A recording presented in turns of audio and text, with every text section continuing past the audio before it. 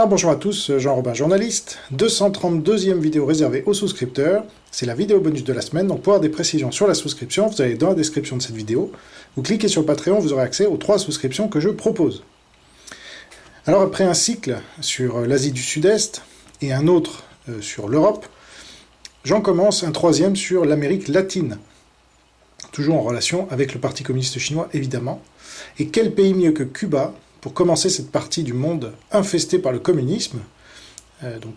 D'abord l'URSS, puis la Chine communiste qui a pris le relais depuis la chute simulée du mur de Berlin et de l'URSS, faut-il le rappeler.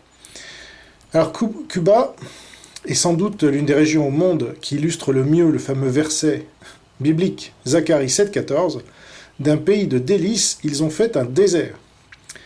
Parce que Cuba est devenu, depuis la prise de pouvoir ultra-violente par Fidel Castro et Che Guevara en 1959, un des pires endroits au monde en termes de liberté, de la presse, liberté d'entreprendre, liberté de circuler librement, etc., en termes de niveau de vie, etc. Et pourtant, il reste un modèle pour les plus communistes à travers le monde, dont de nombreux Français, qui idéalisent encore ce régime communiste, comme Vincent Lapierre ou Mélenchon, et tant d'autres.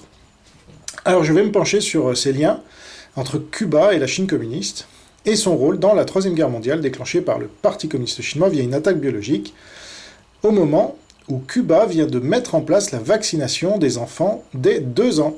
Alors c'est pas une vaccination obligatoire, comme ici en Polynésie, mais c'est le premier pays au monde à autoriser la vaccination pour le virus du Parti communiste chinois dès l'âge de 2 ans. Voilà. Et là, l'expression pourriture communiste prend tout son sens. A tout de suite pour les souscripteurs, à bientôt pour les autres.